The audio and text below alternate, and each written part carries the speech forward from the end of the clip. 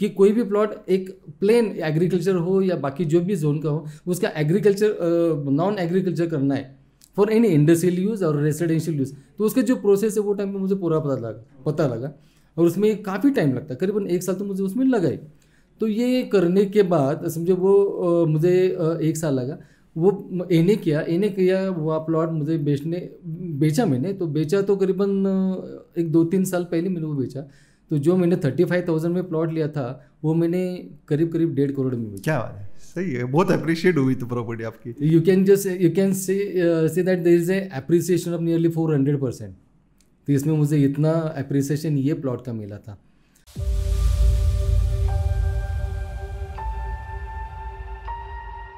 Welcome Chandrakant Gaikwad ji, welcome for podcast, thanks for coming. Chandrakant ji, कितने साल हुए आपको रियल एस्टेट में? रियल एस्टेट में करीब 17 साल हो गए। ओके, कैसी थी आपकी टोटल आज तक की 17 ईयर्स की जो जर्नी है? मुझे आप थोड़ा सा उसके बारे में कुछ बता पाएंगे? आपने ये स्टार्ट कहाँ से हुआ रियल एस्टेट के करियर के बारे में? नहीं, आपकी स्टार्टिंग से ही जर्नी बताइए आपकी पूरी, कि कहाँ से आपकी शुरुआत हुई। शुरुआत करने से पहले मैं I would like to congratulate you first. Thanks. Just to starting with this worthy cause of podcast. Definitely this is giving a good knowledge to our fraternity and thankful to you for that. अभी coming back to your question. I have been working, मैं ये field में करीबन 17 साल से काम कर रहा हूँ। और मेरा अगर जर्नी देखेंगे, जर्नी तो इसके पहले अगर देखेंगे तो मैं बाकी बिजनेसेस में था। अगर right from the start if you ask me, तो एजुकेशन क्वालिफिकेशन अगर मुझे पूछेंगे तो मैं मेरा 10वीं में I was the first in the school. Okay, great. Shivaji Maratha school, Shinde high school, ये सहकार नगर में, जहाँ पे मैं 10वीं में फर्स्ट है। उसके बाद से मेरा एजुकेशन करियर देखेंगे तो बहुत बढ़िया रहा। 12th में मुझे अच्छे मार्क्स थे। That time I got admission in BJ medical college. Okay, कुछ वजह से मैं आगे नहीं जा सका, लेकिन उसके बाद मैंने बीएससी किया, एमएससी किया, और एमएससी मैंने एसपी कॉलेज से किया 1987 में। That time I was the topper in the college. Okay. इसके बाद मैंने थोड़ा 1-2 साल मैंने एक एक्सपीरियंस लिया, तो जॉब करते तो कैसा रहता है, तो थोड़ा 1-2 साल मैंने लिया। उसके बाद 91 में मैंने कुरियर शुरू किया। ओके। वो टाइम पे डीटीडीसी एक कुरियर था। दैट टाइम मेरे ख्याल से 87-88 में डीटीडीसी शुरू हुआ। तो मैंने 91 में वो उसका फ्रेंचाइज लिया और वो शुरू किया। तो कुरियर में थोड़ा सा एंट्री करने के बाद मैं तो केमिकल फील्ड से ही था। तो मैंने केमिकल फील्ड में अगर मुझे करना था, कुछ ना कुछ करना था, तो मैंने एक केमिकल फैक्ट्री शुरू की। ओके। वो टाइम पे सासवड़ के से लग के एक हिवरे करके जगह है, वहाँ पे मैंने एक प्लॉट लिया, 1 एकड़ का प्लॉट लिया। वो इंडस्ट्रियल एने किया, उसके ऊपर जितने भी परमिशंस लगते हैं, जैसे पोल्यूशन कंट्रोल बोर्ड के एमपीसीबी के कुछ परमिशंस रहते हैं, वो लिए। उसके बाद मुझे जो भी उसके बाकी जो भी रिक्वायर्ड जितने भी परमिशंस चाहिए थे वो सब मैंने लिए और वो किया। लेकिन just because of certain you can से मिस कैलकुलेशंस और जो भी प्लानिंग में थोड़ा सा इशू हुआ, जो प्रोडक्ट हम जो कर रहे थे दैट वाज कार्सिनोजेनिक केमिकल।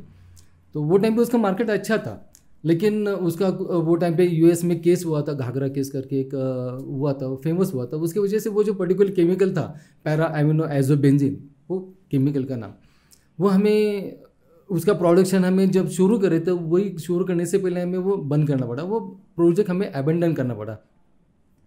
तो जो प्लॉट मैंने लिया था तो वो करीबन मेरे ख्याल से 95-96 के करीब मैंने लिया था। वो हार्डली 35,000 में प्लॉट लिया था। कितना था वो पूरा प्लॉट? वो पूरा 1 एकड़ का प्लॉट था। तो 1 एकड़ का प्लॉट वो पूरा उसका एने मैंने किया था। एने करने के लिए मुझे करीबन 1 साल लगा था। लेकिन एने करने में जो भी प्रोसेस लगती है, उसमें क्या करना है, वो कौन से गवर्नमेंट ऑफिसेस जाना है, कहाँ पे मिलना है, कौन से डॉक्यूमेंटेशन करनी है, उसका पूरा नॉलेज मुझे उसमें आया था कि कोई भी प्लॉट एक प्लेन एग्रीकल्चर हो या बाकी जो भी जोन का हो, उसका एग्रीकल्चर नॉन एग्रीकल्चर करना है फॉर एनी इंडस्ट्रियल यूज़ और रेसिडेंशियल यूज़। तो उसका जो प्रोसेस है वो टाइम पे मुझे पूरा पता लगा और उसमें काफ़ी टाइम लगता, करीबन 1 साल तो मुझे उसमें लगा ही। तो ये करने के बाद समझो वो मुझे 1 साल लगा। वो एने किया वो प्लॉट मुझे बेचा मैंने। तो बेचा तो करीबन 1-2-3 साल पहले मैंने वो बेचा। तो जो मैंने 35,000 में प्लॉट लिया था वो मैंने करीब 1.5 करोड़ में बेचा। क्या बात है, सही है, बहुत अप्रिशिएट हुई तो प्रॉपर्टी आपकी। You can say that there is a appreciation of nearly 400%। तो इसमें मुझे इतना अप्रिसिएशन ये प्लॉट का मिला था। तो ये तो मेरा एक जर्नी उसमें हुआ। ये इसके बाद में अराउंड नियरली 17-18 ऑड ईयर्स पहले की बात है, तो मैंने ये रियल एस्टेट में एंट्री की। रियल एस्टेट में वो टाइम पे मेरा कुरियर का बिजनेस था, तो मेरे कुछ अच्छे एक लिमिटेड कंपनी, बड़ी कंपनी, उनसे मुझे एक ये अपॉर्चुनिटी मिला कि उनको एक प्लान शिप करना था। बड़ा प्लॉट चाहिए, तो उनको करीबन 30 एकड़ का प्लॉट चाहिए था। तो this is the start of my journey in real estate field. तो उसमें मैंने वो अपॉर्चुनिटी मिली। वो टाइम पे मैंने काफ़ी कोशिश की। मैंने पूना के आजू बाजू जैसा नगर रोड रहेगा, सातर रोड रहेगा, पुणे बॉम्बे रोड रहेगा, ऐसे काफ़ी जगह पे मैंने करीबन 6 महीने पूरा जी जान से मैंने काम किया। वो करने के बाद मैंने उनको प्लॉट फर्स्ट 30 एकड़ का प्लॉट दिया। लेकिन just because I was new Qamar in real estate field, I was not that much confident. I was, you can say, I was apprehensive in that particular field, so I could not take up that deal to final level. उसके पीछे का reason कुछ भी नहीं, अगर देखेंगे तो just because of my apprehension I could not take it ahead. तो ये मेरा वो टाइम पे अगर आप देखेंगे तो मेरा एक लर्निंग केस था। तो मैंने सीख ली कि ये डील में कैसे होता है। तो ये तो मेरा रियल एस्टेट हुआ। तो 2017 से लेके मैं आज तक जो करता है, तो उसमें मैंने काफ़ी देखा। तो वो टाइम पे मेरे काफ़ी मैंने लैंड डील्स मैंने किए। लैंड डील में मेरा ज़्यादा करके अगर देखेंगे मेरा इंटरेस्ट जो है वो लैंड डील्स में ही है। ओके। तो मैंने काफ़ी लैंड डील्स वैसे किए। तो मुझे आपकी कोई ऐसी एक आधी मेमोरेबल लैंड डील आप बता पाएंगे? लैंड डील्स तो मैंने काफ़ी किए। जैसे अगर आप देखेंगे नगर रोड पे मैंने एक 5 एकड़ का एक जेवी किया है।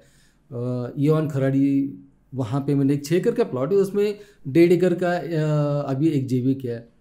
बानेर में जैसा एक पिंपरी नीलक में मेरे पास एक प्लॉट है, वो 1 लाख फीट का वो है। और भी बाकी ऐसे डील किए।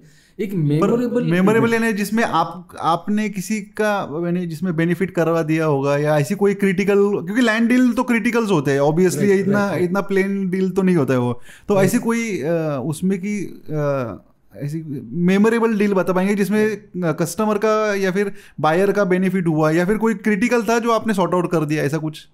एक बहुत ही बढ़िया यानी कि मुझे आई am very much satisfied with that particular incidence. तो ये केस करीबन एक 10 साल पहले की केस रहेगी।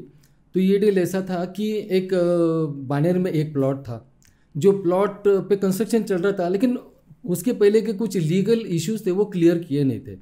तो वो क्लियर नहीं किए थे, और उसका जो ओरिजिनल ओनर था, वो एक्चुअली वो प्लॉटिंग का वो प्लॉट था, उसमें जो भी कुछ लोगों के प्लॉट थे, वो उसका कुछ इशू था, लीगल कुछ इशू, वो क्लियर नहीं होता। तो मेरे पास आए। तो आने के बाद मैंने उनको कमिटमेंट दिया था। एक्चुअली वो तो केस चल रहा था, उनका डेवलपर के साथ केस चल रहा था कि जो भी उनके इश्यूज है वो क्लियर होने चाहिए। जब मेरे पास वो केस आया, तो मैंने उसका पूरा स्टडी किया। स्टडी करके मैंने उनको कमिटमेंट दी कि आपका ये केस मैं एक साल में क्लियर करूँगा। लेकिन I am happy to tell you that I have clear that case within 10 months. 10 month में मैंने उनको जो भी है ना, कि वो मालिक भी इतने खुश हो गए कि उनको बाकी ज़्यादा कुछ टेंशन लेने की ज़रूरत नहीं थी। एकदम प्यार से मैंने डेवलपर से भी बात की, उनको भी ये बातें से भी समझ आए। लेकिन वो जो भी एक्सपर्टाइज मैंने यूज़ किया, उसमें से मुझे ये भी समझ में आया कि बिल्डर की सोच क्या रहती है, ओनर की सोच क्या रहती है। लेकिन मैंने ओनर का भी फ़ायदा करके दिया। तो उसको जितने पैसे उसको एक्सपेक्टेड थे, वो मैंने पैसे उसको कमा के मिला के दिए। और डेवलपर का भी वो टेंशन था कि जब भी इसमें कुछ लीगल क्लियरेंस, उसको तो क्लियर करना ही है, तो वो क्लियर कर दिया। तो दोनों का फ़ायदा कर दिया। तो मेरे लिए वो एक अच्छी सीख भी थी, और वो एक देखेंगे तो वो एक अचीवमेंट भी है। सर मुझे एक बात बताइए, अब ये जो नए रियल एस्टेट में ब्रोकर्स आ रहे हैं, आप लैंड डील में इतने साल से काम कर रहे हैं, तो लैंड डील में ओनर को कैसे आइडेंटिफाई करें, ओनर को कैसे अप्रोच करें, ये सब चीज़ों के बारे में आज जो रियल एस्टेट में इंटर करने वाले हैं, जिन्होंने इंटर किया है, जिनको अभी तक लैंड में सक्सेस नहीं मिल रही है, तो उसको आप कैसे बता पाएंगे कि उन्होंने क्या करना चाहिए बेसिक लेवल पे?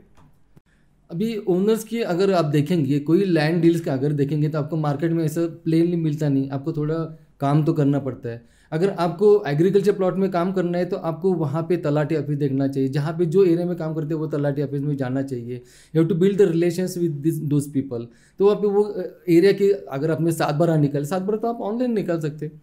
7 बार वो ऑनलाइन निकाल के वो नाम देखिए, उनसे जाके अगर वो बात करेंगे, आपको थोड़ा सा कॉन्टेक्ट मिल जाएगा। बात करेंगे तो उनको वहाँ से आप एग्रीकल्चर प्लॉट की डिटेल्स ले सकते हैं। रेसिडेंशियल के बारे में अगर देखेंगे ना तो आपको पहले देखना चाहिए कि मार्केट में क्या चल रहा है। आप नेट पे भी देख सकते हैं, अगर आज काफ़ी साइट्स है उसमें दिखता है कि रेसिडेंशियल ये प्लॉट्स अवेलेबल है, तो वो डिटेल्स लेके आपको उनको अप्रोच भी करना चाहिए। पहले तो आपको ये देखना चाहिए कि जो भी डिटेल्स आए कि उसका ऑथेंटिसिटी आपको कंफर्म करना चाहिए। आपको वो ऑफिस में जाना चाहिए, वो जो भी डिपार्टमेंट रहेगा उनको कांटेक्ट करना चाहिए। ओके तो ये तो हुआ ओनर की साइड में, ओनर को कैसे कांटेक्ट किया जाए। तो आप इतने लैंड डील्स करते हैं या आपने लैंड डील किया, आप बिल्डर्स को या डेवलपर को कैसे अप्रोच किया करते थे, और ये आज भी कैसे करते हैं अप्रोच, जो कि हमारे जो व्यूअर्स है जो कि आप रियल एस्टेट में आने वाले या जो आ रहे हैं, तो उन्होंने डेवलपर को कैसा अप्रोच करना चाहिए लैंड डील के लिए। अभी लैंड डील के लिए कोई भी डेवलपर रहेगा तो उसकी सोच कैसे रहती है, एक तो सोच उसकी रहती है कि उसको एक ऐसा प्लॉट चाहिए कि where he can start the construction immediately. तो वो टाइम पे वो सोचता है कि ये प्लॉट ऐसा मिलेगा जिसके ऊपर प्लान पास किया हो। तो प्लान पास किया हुआ प्लॉट आपको कहाँ पे मिलेगा, तो या तो ये इन्फॉर्मेशन आपको आर्किटेक्ट से मिल सकते हैं, मार्केट में कुछ कॉन्ट्रैक्टर से उनके थ्रू मिल सकते हैं, बाकी रियल एस्टेट ब्रोकर से उनके थ्रू मिल सकती है। तो वो तो रेडी टू कंस्ट्रक्ट ऐसे प्लॉट्स है। इसके अलावा बिल्डर्स की कुछ सोच ऐसे रहती है कि जहाँ पे वो इन्वेस्टमेंट करना चाहते हैं या फिर थोड़ा देर के बाद कंस्ट्रक्शन करना है तो रेसिडेंशियल प्लॉट चाहिए। तो रेसिडेंशियल प्लॉट वैसे आपको ढूंढना चाहिए, रेसिडेंशियल प्लॉट कैसा है वो भी आपने देखना चाहिए, वो स्टडी आपका पूरा होना चाहिए। और रेसिडेंशियल प्लॉट में आप ये पक्का देखना चाहिए कि वो प्लॉट तो क्लियरली डिमार्केटेड होना चाहिए, लीगल क्लियरेंस उसका होना चाहिए, उसको लग के जो रोड है, रोड अप्रोच वो काफ़ी मायने रखता है। अगर ये प्लॉट का विड्थ अगर समझो 30 फीट रहेगा, 30 फीट के नीचे रहेगा तो उसको वो बाकी डेवलपर बाकी बेनिफिट नहीं ले सकता, जिसके ऊपर जो TDR लेके ही वो उसका कंस्ट्रक्शन होगा वो उतना उसका नहीं कर सकता है। वही अगर रोड विद आपकी अगर समझो 30 फीट की जगह 40 फीट रहेगी, 60 फीट रहेगी, तो just depending on the width of the road you are getting more TDR। तो TDR you can purchase from the market, from corporation also. तो एक अच्छा डेवलपमेंट उसका वो कर सकता है। ये तो हो गया रेसिडेंशियल का हुआ। और काफ़ी बार डेवलपर ऐसे सोचते हैं कि उनकी सोच थोड़ी दूर की ऐसे रहती है कि आज सिटी के आउटसाइड, सिटी के आउटस्कर्ट्स में अगर देखेंगे तो कुछ प्लॉट ऐसे रहते हैं कि वहाँ पे डेवलपमेंट होने के चांसेस ज़्यादा है, तो वहाँ पे इन्वेस्टमेंट कर सकते हैं। भले वहाँ का जोन कोई भी हो, भले एग्रीकल्चरल हो या फिर जितने भी जोन से, तो वहाँ पे सिर्फ इन्वेस्टमेंट के वो दृष्टिकोण से देख के वहाँ पे भी इन्वेस्टमेंट कर सकते हैं। तो जो भी रियल्टर है उनको ये थोड़ा सोच रख के काम करना चाहिए कि डेवलपर की सोच क्या है, उसको इमीडिएट चाहिए, रेडी टू कुक। ऐसा अगर उसको प्लॉट चाहिए तो उसको प्लान पर प्रॉपर्टी देनी चाहिए। वो थोड़ी देर के बाद करनी, थोड़ी दिन के बाद करना है तो उसको रेसिडेंशियल प्लॉट दीजिए। या फिर जिस इन्वेस्टमेंट के पर्पज से अगर वो देख रहा है तो agriculture plot near by the city, such plots developer must be may be interested. Okay सही सर, बहुत अच्छी जानकारी दी आपने। मुझे आपसे ये जानना है सर कि ये तो हो गया, आप इसके बाद में अपने लॉन्चेस में भी करना चालू किया काम, तो आप लॉन्चेस में भी आज के डेट में काम कर रहे हैं, तो लॉन्चेस के बारे में आप कुछ मुझे थोड़ी सी आइडिया दे पाएंगे कि आप कैसे लॉन्चेस में काम करते हैं और कैसे लॉन्चेस में काम करना चाहिए। ऑब्वियसली देखेंगे कि हर एक का कुछ अलग अलग पैटर्न है, तो आपका इसके बारे में का सक्सेस रेशो या इसके बारे में का आपका कुछ नज़रिया मुझे जानना है। प्री लॉन्च का अगर देखेंगे ना, this is one of the best field real estate का। अगर देखेंगे क्रक्स देखेंगे ना तो ये प्री लॉन्च में ही है, क्योंकि इसमें एक तो डेवलपमेंट में you are supporting the development of the government also. तो इसमें अगर आप काम करना है ना, आपको एक तो ये देखना चाहिए कि कौन से डेवलपर, अगर वो रेप्यूटेड डेवलपर रहेगा तो उसके साथ काम करेंगे तो आपको definitely you are going to get a good amount over there, benefit भी मिलेगा, आपका नाम भी अच्छा होगा, आपका सक्सेस रेट भी अच्छा हो सकता है। तो आपको प्री लॉन्च में काम करना है तो डेवलपर कौन है ये आपको देखना चाहिए, उनके साथ जुड़ना चाहिए। उनके साथ जुड़ के अगर आप काम करेंगे तो आपका अच्छा, डेफिनेटली अच्छा बेनिफिट मिलेगा। ये तो है। तो लॉन्च में आपके जो क्लाइंट्स हैं वो कौन से हैं, यानी कहाँ से वो क्लाइंट सोर्स होते हैं, या आप आइडेंटिफाई कैसे करते हैं क्लाइंट्स को उधर? आज मेरे मैक्सिमम जो भी क्लाइंट्स है और डेवलपर्स है या प्रोजेक्ट्स अगर आप देखेंगे तो प्रीमियम कस्टमर्स मेरे, जिनके हाई एंड फ्लैट्स है। जैसे मैं अभी ज़्यादा करके मैं जो काम कर रहा हूँ voyage to star the arc करके, ये एक प्रोजेक्ट है NIBM रोड पे। ये एक प्रोजेक्ट इतना बढ़िया प्रोजेक्ट है कि ये प्रोजेक्ट अभी ट्रेबेका डेवलपर से वो डेवलप कर रहे हैं, mister Kalpesh Mehta, he is the developer, he is the promoter of that particular company Tribeca. तो वो ये प्रोजेक्ट डेवलप कर रहे हैं। आर्क का एक बहुत बढ़िया OSP है कि it is having a largest rooftop in the world. Presently, it has got nearly 5 towers, but they are coming up with the last tower. And after launching the last tower, 6th tower, it will be the largest rooftop in the world. करीब करीब अगर देखेंगे तो 3 एकड़ का rooftop, इतना बढ़िया है. वहाँ के रेट देखेंगे तो बाकी अगर प्रोजेक्ट देखेंगे उनके हिसाब से, उनके कंपैरिजन में देखेंगे ना, तो आर्किटेक्ट सबसे ज़्यादा है, क्योंकि that is one of the best elite project in south of Pune. वो प्रोजेक्ट पे मैं काम करता हूँ, उसमें मैंने काफ़ी विजिट्स किए, काफ़ी डील्स भी क्लोज हो गए मेरे, रेगुलर चल रहे वो. उनका ही और एक प्रोजेक्ट है U1 करके. U1 is also, that is also develop by Tribeca developer. बहुत ही बढ़िया, वो भी अच्छा प्रोजेक्ट है. उसमें अगर मुझे खुशी होती है कि वहाँ पे अगर देखेंगे तो मेरे मैक्सिमम विजिट्स मेरे हो गए. अभी परसों मैं साइट पे बैठा था, वो बात हो रही थी कि जस्ट बात हो रही थी कि भाई यहाँ पे विजिट्स कौन से रियल्टर के, तो हमारा नाम टॉप में है, तो लेकिन इतने हो गए और हमारे क्लोजेस भी वैसे ही हो गए. तो वो एक U1 है, ट्रिबेका है. वैसे उसके बाजू में जैसा रहेजा का स्टेलर है, रहेजा स्टर्लिंग है, वहीं पे बाजू में लोडा बेला विटा है. ये कुछ प्रोजेक्ट्स है जो पुणे साउथ में आते हैं, साउथ में है, पुणे साउथ में है. वैसे देखेंगे पुणे ईस्ट में भी है, पुणे नॉर्थ में भी मेरे पास प्रोजेक्ट्स है. जैसा ब्रह्मा बिल्डर्स का ह्यूज ऑफ द स्काई, ये काफ़ी बढ़िया और much awaited residential project in close to the city. अभी पेट एरिया में देखेंगे वहाँ पे कोई ऐसा बड़ा प्रोजेक्ट आपको नहीं मिलेगा कि जहाँ पे आप water amenities you expect from the new gated projects. फिर you expect swimming pool also, gym also, और काफ़ी बात है, काफ़ी एमिनिटीज़ है. ये सभी एमिनिटीज़ आपको ये यूज ऑफ द स्काई ये प्रोजेक्ट में मिलती है. ये भी अच्छा है, एक रेप्यूटेड प्रोजेक्ट है.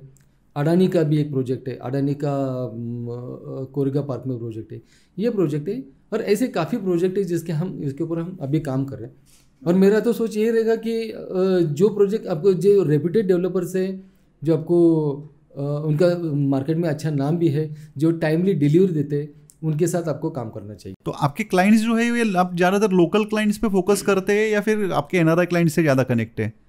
मेरे डोमेस्टिक कस्टमर्स तो है ही, तो उसके साथ मैंने NRIs भी अच्छे क्लोज हो गए मेरे. जैसा रिसेंटली मैंने NRI एक ओमान से NRI है, उनको मैंने क्लोज किया था. उनका मैंने अभी रिसेंटली एक मेरा यूट्यूब पे मैंने वो वीडियो भी डाला है कि वो डील मैंने जब क्लोज किया, वो टाइम पे client was there in Oman. तो वहाँ से हमारी सिर्फ फ़ोन पे बात हो रही थी. फ़ोन पे मैंने उनसे बात करके, डेवलपर से बात करके उनका डील क्लोज किया, और बहुत अच्छे रेट में डील क्लोज हुआ. तो भी वहाँ पे खुश हो गए. वहाँ से उन्होंने मनी ट्रांसफ़र करके फिर ये डील क्लोज किया, और ये डील हो गया, उनका रजिस्ट्रेशन हो गया. अभी एक 5-6 दिन पहले वो पुणे आए थे. आने के बाद वो मुझे फ़ोन करके मेरे ऑफिस आए, आके वो काफ़ी खुश थे. वहाँ से उनकी जो भी उनकी विशेष होती है, उनका जो फेमस वो खजूर रहता है वो भी उन्होंने लाइक. लेकिन we are very impress with the type of service she have given. His wife she is also very happy. तो उन्होंने जो इश्यूज चाहिए तो वो सब उन्होंने क्लियर करके दिए थे. तो जैसे, तो ये तो आपका ओमान का हुआ, और भी कोई और कंट्रीज से आपके क्लाइंट है? रिसेंटली 2 दिन पहले मैंने स्विट्जरलैंड का क्लाइंट है. ओके. उनको मैंने अडानी में एक डील क्लोज किया है. इसके पहले USA में भी किया है. USA के क्लाइंट उनके भी क्लोज हो गए. जापान का है, उनका भी मैंने किया. क्या बात है, सही बात है. सर मुझे एक जानना है कि आप तो इतने साल से रियल एस्टेट में, 2017 में रेरा आया, आज 2023 चल रही है. तो रेरा में जो डेवलपर्स 2017 में काम कर रहे थे, आज वो कहाँ पे, या उनका क्या सिनेरियो आप क्या देख पा रहे हैं? क्या सिनेरियो, क्या चेंजेस आ गए रेरा के बाद में? अगर डेवलपर्स की अगर बात करेंगे, इसके पहले जो भी मार्केट में जो भी डेवलपर्स थे, तो उनके हिसाब से जो भी उनको अच्छा लगता था, आपने देखा रहेगा कई जगह पे इलीगल कंस्ट्रक्शन भी होते थे, वो तो डेवलपर ही करता था. अगर जो अच्छे देखेंगे वो भी तो डेवलपर कर रहा था. ये तो पहले की बात है. लेकिन आफ्टर 2017 जैसे रेरा इम्प्लीमेंट होना शुरू हो गया, उसके बाद वो टाइम पे जो भी डेवलपर्स हैं, उनकी अगर संख्या आज देखेंगे ना, करीबन 60-70% तो कम हो गई. 60-70% कम हो गए. ओके. यानी अगर हम ये देखें कि 100 डेवलपर थे तो आज उसमें से 30-35 ही बचे. 30-35, राइट. ओके. तो 2017 से 2023 तक इतना बड़ा डिफरेंस महारेरा की वजह से आज आपको इंडस्ट्री में आया है. तो सर मुझे ये जानना है कि रियल एस्टेट ब्रोकर्स के बारे में क्या लग रहा है आपको? आज रियल एस्टेट ब्रोकर्स तो आज 2022 में 45,000 एग्जिस्ट कर रहे हैं महाराष्ट्र में. तो इसका फ्यूचर क्या होगा आते 5 साल में, आपको क्या लग रहा है, जो कि अभी नए नॉर्म्स है वगैरह उसके हिसाब से? रियल इस्टेट का प्रॉफिट ब्रोकर का अगर आप देखेंगे, इसके पहले की भी अगर आप बात करेंगे तो रियल्टर करके उनके तो कई नाम है, नॉमेनक्लेचर देखेंगे, उनको एजेंट भी कहेंगे, उनको रियल्टर भी करेंगे, उनको ब्रोकर भी कहेंगे, काफ़ी है। तो उनके जो भी पहले के इश्यूज थे वो पहले थे, बराबर है। जो भी इमेज टार्निश हुआ उसके पीछे भी काफ़ी रीजन है। लेकिन जैसे रेरा इम्प्लीमेंट हो गया, रेरा इम्प्लीमेंट होने के बाद जो भी सभी ब्रोकर्स के ऊपर जो भी उन्होंने टर्म्स रखी थी वो टाइम पे करना, तो पहले जो भी था उसमें अभी काफ़ी चेंज हुआ है। अगर आप देखेंगे वहाँ पे क्या, और आज देखेंगे तो 45,000 ब्रोकर्स है, लेकिन उनको काफ़ी बातें अभी इतना ट्रांसपेरेंट फील्ड है, इसमें हर ब्रोकर को उसको एग्ज़ाम कॉम्पिटेंसी एग्ज़ाम देना पड़ता है, उसको 18 आवर्स ट्रेनिंग लेना पड़ता है। After giving that 18 hours training, he has to appear for that exam, he has to get that competency certificate, and after getting that competency certificate, your certificate is valid, otherwise it goes invalid. तो वो तो करना है। तो आज देखेंगे ना तो 45,000 में से करीब मुझे लगता है कि 3-3.5 हजार ब्रोकर्स है कि जिन्होंने आज एग्जाम दिया है, और these 3,500 these are the valid the realtors with valid RERA certificates. तभी इन्होंने सभी रियल्टर्स ने तो ये तो अगर देखेंगे तो फिर 45,000 में से 7-8% लोगों ने ही एग्जाम दिए, बाकी तो और बचे देने के लिए। राइट। तो अगर ऐसा ही चलता रहेगा तो फिर ब्रोकर तो एग्जिस्ट ही करेंगे नहीं फिर मार्केट में। और अभी ये जो नया 6 मंथ वाला जो आया है उसके बारे में आपकी क्या राय है कि 6 मंथ में अभी जो रिपोर्ट ये करना है, ये कर पाएंगे ये सारे लोग? ये तो बहुत ही अच्छी बात है, क्योंकि रेरा का रूल है, उसमें ट्रांसपेरेंसी उनको सभी में लानी है। अगर आप देखेंगे तो आज ये 6 मंथ का उन्होंने जो रूल निकाला है कि मुझे water deals you are close in last 6 months, that report you have to provide to RERA. तो रेरा में आपको सब देना है। तो देने के बाद कह रहे हैं कि इसमें जितने भी के आपने कौन सा यूनिट कौन से डेवलपर के साथ किया है, जो डेवलपर के साथ काम करे उनके आपके वेबसाइट पे उनका नाम रजिस्टर्ड है क्या, उनके रेरा के वेब पेज पे अपना नाम है क्या, ये भी होना चाहिए। बाद में आपने उनके प्रोजेक्ट पे जो भी डील्स क्लोज किए, कौन सा यूनिट दिया है, ये इसके साथ रेरा ने हमारा ख्याल इतना रखा है कि कौन सा डील क्लोज किया है तो इसके साथ आपको कितना ब्रोकरेज मिलने वाला है, ये भी उसमें दिया है। यानी कि they have safe guarded us also. तो ये बहुत अच्छी बात है। इससे ये करने से क्या रहेगा कि आगे होने वाला जो भी होगा वो अच्छा ही होगा। जो भी those who are ready to go with the RERA also, they will be in the market, they will be in the race. Otherwise those who think that they won't be able to cope up with the competition, और जितने भी ये सब उनके conditions आ रहे हैं, अगर वो नहीं करेंगे तो वो तो पीछे रह जाएंगे। लेकिन रियल्टर ने इसके ऊपर सोचना चाहिए, थोड़ा सीरियसली ये करना चाहिए, और करेंगे तो पक्का इनको बेनिफिट होगा। तो सर इसके अंदर आज अगर जैसे देखेंगे तो 7-8% लोगों ने ही अभी तक एग्जाम दिए। अभी ये रिपोर्ट्स जो है, अगर एग्जाम ही दिए नहीं तो ऑब्वियसली रिपोर्ट भी नहीं देंगे ये लोग, तो कुछ ना कुछ तो एक्शन तो इनके ऊपर होना ही है आगे चल के। तो आप इनको क्या सजेस्ट करेंगे, ये सब चीज़ें अगर ये करनी है तो इनको एजुकेशन तो देने के लिए गवर्नमेंट भी रेडी है, पर ये सामने आ रहा नहीं है कोई एजुकेशन के लिए, तो आप क्या संदेश दे पाएंगे इनको कि क्या करना चाहिए इन्होंने, एजेंट्स ने? शायद ये भी हो सकता है कि ये जो भी रियल्टर्स है उनको पता नहीं रहेगा कि हर सिटी के हर जगह पे, अगर हम पुणे की बात करेंगे, पुणे में भी कुछ अच्छे प्रोफेशनल एसोसिएशन है, जैसा national association of NARJ, national association of realtor, इनका पुणे का जो विंग है professional realtors of Pune pro, ये एक one of the best professionally manage realtors association who is taking care of realtors. तो ये रियल्टर्स के लिए ही बनी है, तो उनके फ़ायदे के लिए उनके लिए सभी ट्रेनिंग मिलती है, एजुकेशन ट्रेनिंग जो भी चाहिए। रेरा में जो भी नए नॉर्म्स आ रहे, जो भी नए जो भी अपडेट्स रहेंगे, उसकी नॉलेज आपको मिलती है। तो ये सब जो भी रियल्टर्स अभी तक जिन्होंने शायद वो एग्ज़ाम दी नहीं रहेगी या फिर आगे उन्हें स्टेप नहीं लिया रहेगा, तो उन्होंने ये सोचना चाहिए। और कोई ऐसी जो एसोसिएशन है, जैसे मैं आपको प्रॉप का बोलता हूँ, तो उन्होंने ये ऐसे एसोसिएशन ज्वाइन करना चाहिए, तो उनको समझेगा कि आज मार्केट में क्या चल रहा है, आज रियल इस्टेट का फील्ड पुणे में कैसा है, इंडिया में कैसा है, ग्लोबल कैसा है, उनकी पोजीशन क्या है, वो कहाँ तक जा सकते हैं, वो सब इन्फॉर्मेशन उनको प्रॉप में मिल सकती है। तो उनको प्रॉप जैसे कोई बढ़िया सी एसोसिएशन इनके साथ जुड़ना चाहिए, उसमें ही उनका अगर आप देखेंगे तो फ्यूचर। सही बात है सर। जो बायर्स है, मुझे आप कुछ बता पाएंगे कि बायर्स ने कैसा एक्चुअली डेवलपर चुनना चाहिए, या फिर कैसे ट्रांजेक्शन में वो चैनल पार्टनर के साथ क्यों आना चाहिए, तो उनको चैनल पार्टनर के साथ आते हो क्या बेनिफिट मिलता है, या फिर इंडिविजुअल जब वो डील करते हैं तो उनको क्या नुकसान होता है या फायदा होता है। ये सब चीज़ों के बारे में बहुत सारे कन्फ्यूजन है मार्केट में। मेनली बायर ही कन्फ्यूज है ये सब चीज़ों के लिए कि भाई मैं चैनल पार्टनर के साथ क्यों जाऊँ, मैं अकेला क्यों ना जाऊँ। तो ये चीज़ों के बारे में आपकी क्या राय है? अभी एक बात देखते हैं, अगर कोई भी बायर, अगर वो बायर सोचता है कि मुझे फ्लैट लेना है, तो he has got 2 options. One is he can go directly to that particular project and buy the flat और whatever unit he wants. दूसरा उसके पास ऑप्शन है, he can opt to go through a realtor. अभी पहली बात करते वो खुद जाएगा। अगर समझो कोई भी बायर डेवलपर के पास जाएगा, तो सीधी सी बात है कि डेवलपर के लिए एक कस्टमर है, एक कस्टमर आ रहा है, तो उसका वो प्राइस उसके सामने रखेगा।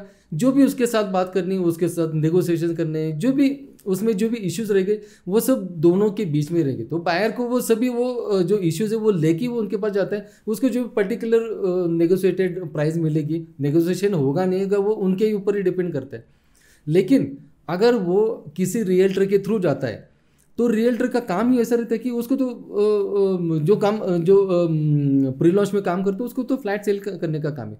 लेकिन रियल्टर जो करता है वो एक फ्लैट नहीं बेचता, तो एक के साथ वो काफ़ी फ्लैट बेचता है, तो he works as a wholesaler. तो डेवलपर के लिए एक अच्छा एक मौका रहता है अगर वो रियल्टर के थ्रू जाएगा। रियल्टर के थ्रू जाएगा तो उसको ज़्यादा कस्टमर उसको मिलेंगे, उसका प्रोजेक्ट उसका जल्दी खत्म होगा।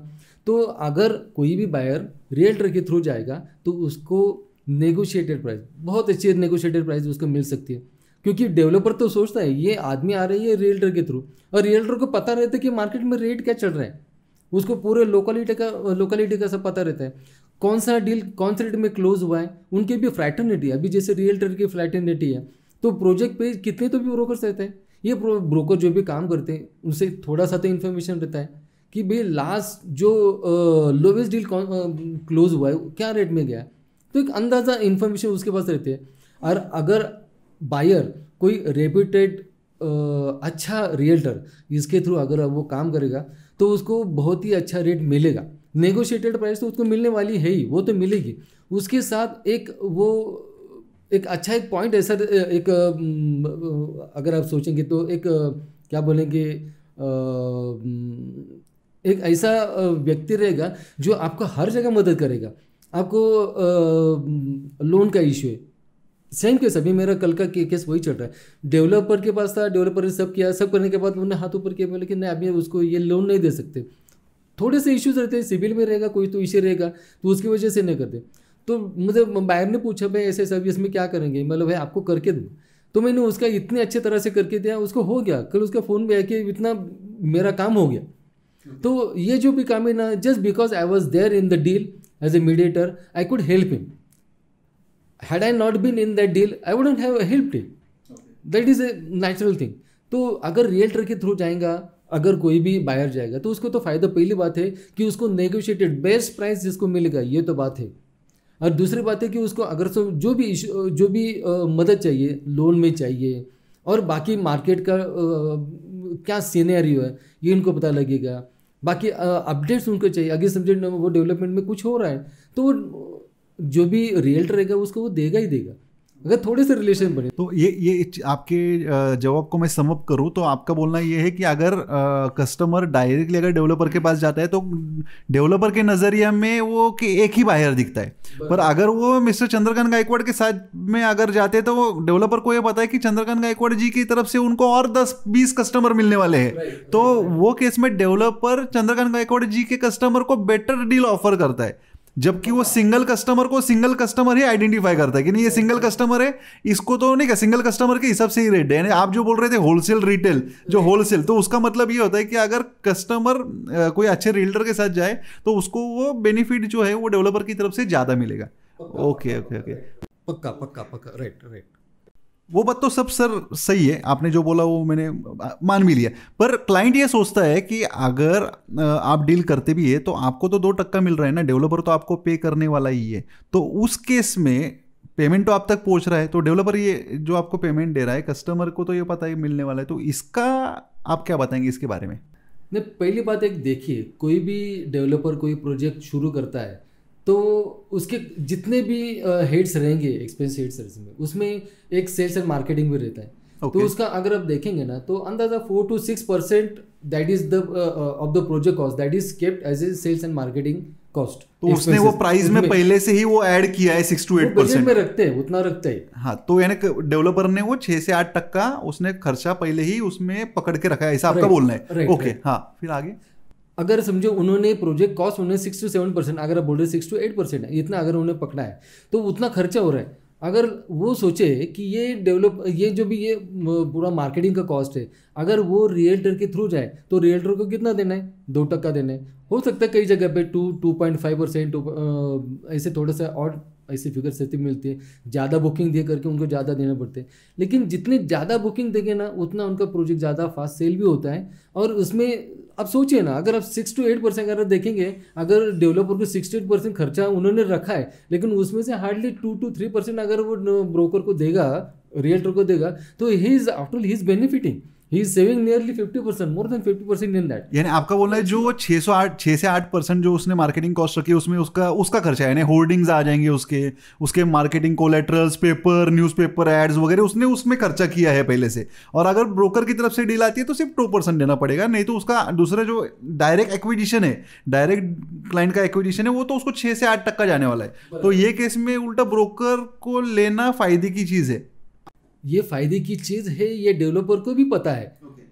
एक तो बात है कि उनके लिए ये फायदे की बात है कि उनको खर्चा तो कम आ रहा है, benefit he is getting over there.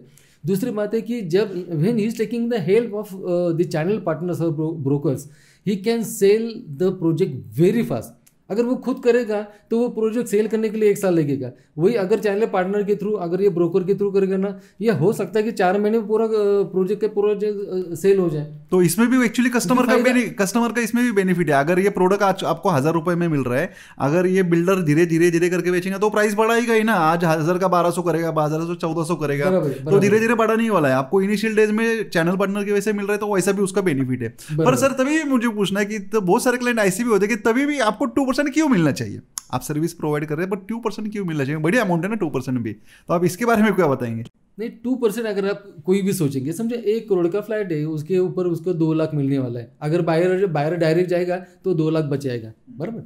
लेकिन अगर आप ये रियल्टर के थ्रू सोचेंगे ना, ये 2 लाख ऐसे उसको फ्री में नहीं मिलते ना, क्योंकि कोई भी कस्टमर से कांटेक्ट करना और वहाँ से लेके actually the job of a realtor is to get the customer to the doorstep of that particular project, sales office. तो उसका काम वहाँ पे, और उसके पहले जब भी जो बायर आए तो उसको पूरा माइंडसेट उसका पूरा रेडी होना चाहिए, सब उसका तैयारी उसको करके ही फिर वो वहाँ पे जाता है। और वो ये सब करने के लिए वो क्या इजीली ऐसे मिलते नहीं ना कस्टमर, ऐसे थोड़ी कि हम बाहर देख रहे मिल रहे। उसके लिए उसको डिजिटल मीडिया पे उसका ज़्यादा खर्चा करना पड़ता है। अगर आप देखेंगे उसको फेसबुक इंस्टाग्राम ये यूज़ करना पड़ता है, PPC गूगल एडवर्ड्स। अगर ये देखेंगे तो सबसे महंगी बात है इसमें। अगर आपका लीड कॉस्ट देखेंगे, अगर आप दिन का 10,000 डालेंगे, 10,000 में आपको 4 लीड आए तो भी आपका 2,500 एक लीड का कॉस्ट हो गया। एक लीड की कॉस्ट 2,500 रुपये जा रही है। लेकिन 2,500 जाने के बाद भी वो क्रैक होगी कि नहीं, ये आपको पता नहीं है। यानी महीने का अगर आप ओवरऑल अगर देखेंगे ना, तो ये मीडिया का कॉस्ट अगर देखेंगे, डिजिटल मीडिया का कॉस्ट, तो उसका करीबन 2-3 लाख ऐसे जाता ही है। ये सब एडवर्टीजमेंट में, उसका आपको मिलने का कोई पक्का नहीं रहता कि भाई ये डील क्लोज होंगे, तो इतना उसको खर्चा करना है। उसके साथ उसको स्टाफ भी रखना है, उसको जो ऑफिस है रेंट भी है, उसका रेंट देना है, उसका जो भी ऑफिस ओवरहेड्स है, खुद के खर्चे है, बाकी जो भी विजिट पे जाना है तो गाड़ी का खर्चा, बाकी सब देखेंगे तो उसका खर्चा महीने का 4-5 लाख तो ऐसे होता ही है। और 4-5 लाख होने के बाद अगर समझो महीने में वो 3 या 4 डील करेगा तो मिलेगा कितना, समझो 7-8 लाख रुपए तो मिलेगा, तो 3-4 लाख ही ना। ये तो मैं एक जनरल बात कर रहा हूँ। जो एकदम बढ़िया परफॉर्म करते तो उससे ज़्यादा ही कमाएंगे, लेकिन थोड़ा भी कम रहेगा तो उसको तो नुकसान ही होने वाला है। तो रियल्टर जो भी आप अगर कोई भी सोचेगा ना तो उसको पैसा ऐसे मिल रहा है, तो ऐसा नहीं, उसको बहुत पैसा डालना पड़ता है। उसको तो खुद की मेहनत तो है ही, लेकिन पैसे भी उतने डालने चाहिए और रिस्क भी उसको लेनी है, तो उसके बाद ही वो करता है। तो इसमें बायर का ही बेनिफिट है। तो सर्विस सेक्टर में अगर देखेंगे तो ये सवाल डॉक्टर से भी किया जाना चाहिए, क्योंकि डॉक्टर कोई प्रोडक्ट नहीं लगाता ना उसके अंदर, वो खोलने के बाद में जो है उसकी स्किल्स यूज कर रहा है, ठीक है। या फिर कोई एडवोकेट है तो वो भी उसकी स्किल्स यूज कर रहा है, उसका नॉलेज यूज कर रहा है, उसको तो कुछ इन्वेस्टमेंट नहीं करना पड़ रही। पर आप जो बोल रहे हैं कि रियल एस्टेट ब्रोकर को इन्वेस्टमेंट करना पड़ रही है, पर उस पर भी सवाल उठाया जा रहा है कि उसको क्यों दे रहे हैं इतना सारा पैसा। ओके, ये तो यानी कि even after using your expertise and using it to the maximum he has to invest, he has to invest. अगर ये बात अगर आप डॉक्टर्स की करेंगे, उनका इन्वेस्टमेंट कौन सा रहेगा? उनका तो नॉलेज है ना, उनका एक्सपर्टाइज ही वो यूज़ करेंगे। कोई ऑपरेशन में अगर देखेंगे तो बाकी उसको क्या करना है, उसको ऑपरेशन नहीं करना है, लेकिन उसका इन्वेस्टमेंट नहीं है ना, उतना नहीं हो सकता है, कुछ रहेगा लेकिन उतना, स्टाफ बीफ का थोड़ा सा वगैरह जो रहेगा। लेकिन हमें तो डिजिटल मीडिया इसका तो सबसे ज़्यादा, and we have to make the maximum use of digital media, and that is the only media available where you can get the maximum buyers. तो वो तो खर्चा, वो तो बहुत है। और ऑब्वियसली सर 100 लीड एक्वायर करने के बाद में उसमें से 10 लोग साइट विजिट के लिए आते हैं, 10 लोग जब साइट विजिट करते हैं उसमें से एक आदमी बुक करता है, तो ऑब्वियसली अगर आप 2,500 रुपये एक लीड कॉस्ट पकड़ेंगे तो 100 लीड की कॉस्ट कितनी होती है। तो ये भी एक्चुअली सोचना बहुत ज़रूरी है आज के टाइम में रियल्टर्स को। सर मुझे एक जानना है आपकी, कोई मुझे एक फाइनल सक्सेस स्टोरी जानना है कि जिसमें आपने ऐसा कुछ ट्रांजेक्शन किया कि जिसमें जो नेक्स्ट टू इम्पॉसिबल था, अगर आप नहीं होते वो केस में तो वो डील होना नेक्स्ट टू इम्पॉसिबल थी, ऐसा कुछ मुझे आप शेयर कर पाएंगे? एक सक्सेस स्टोरी है ये रियल एस्टेट की। I am very happy that even the buyer and the tenant and what you can say other related or the other concerned person, everybody was happy with the services which I rendered. Actually ये case है पुणे में MG road पे एक premises है जो करीबन 10-12 साल से खाली थी। वहाँ पे पहले वेकेंट पड़ी थी जगह। हाँ वेकेंट यानी कि पहले वहाँ पे एक होटल था, लेकिन होटल था 10-12 साल से वो बंद पड़ा था। तो इतने दिन में किसी ने कोई कोशिश की होगी नहीं होगी मुझे मालूम नहीं, लेकिन ये 10-12 साल के बाद उसका जो ओनर था उनको मेरे बारे में पता लगा, उन्होंने उनका आदमी भेजा, उसकी चाबी मेरे पास भेजी, और मैंने वो जो प्रेमाइसेस थे उसके ऊपर मैंने काफ़ी काम करके उनकी जो एक्सपेक्टेशन थी उनके एक्सपेक्टेशन से भी बढ़िया ऐसा डील उनको दिया। नहीं एग्जैक्टली क्या काम किया वो प्रॉपर्टी में, आपने कुछ चेंजेस करवाए क्या? ये जो प्रॉपर्टी थी ना वो एक्चुअली 10-12 साल से बंद पड़ी थी। तो बंद पड़ी थी तो मैंने क्या किया कि वहाँ पे सब काम करना था। इवन मैंने एक्चुअली पूरी building right from the ground floor to the top floor जितना है ना वो पूरा मैंने कि पूरा वाटर प्रूफिंग का पूरा मैंने कर रिनोवेट करवा दिया आपने पूरा थोड़ा। नहीं वाटर लीकेज का वहाँ पे बड़ा प्रॉब्लम था, वो भी कर दिया। ये पूरा हो गया, वो पूरा क्लियर हो गया।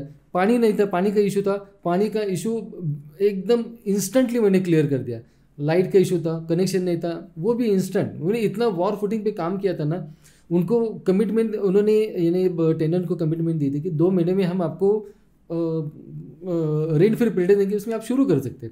आप यकीन नहीं करेंगे, पूरा जो भी अंदर का स्ट्रक्चर जो भी था होटल का पहले का जितना भी बनाया हुआ जो भी सिविल वर्क था वो पूरा तोड़ के नया करके सभी इश्यूज क्लियर करके करने का ये जो काम है ना 1 महीने के अंदर हुआ। और 1 महीने के अंदर आपने आपके सुपरविजन में करवाया? हाँ, मैं तो वहाँ पे था। बाकी तो ओनर की तो एक्चुअली रिस्पॉन्सिबिलिटी ओनर की है।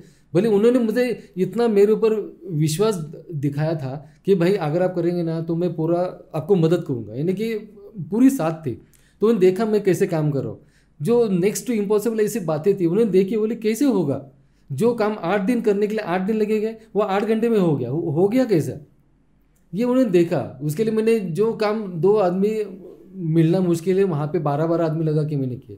ये सब किया। ये काम करने के बाद मुझे वो एप्रिसिएशन ओनर की तरफ से भी था और जो भी टेनर उनकी तरफ से भी। तो जैसे रिनोवेशन वगैरह हो गया उसमें डील बैठ भी गई आपकी? डील बैठ भी गई। और आप यकीन नहीं करेंगे 2 महीने का रेंट फ्री पीरियड था, 1 महीने में पूरा क्लियर हुआ।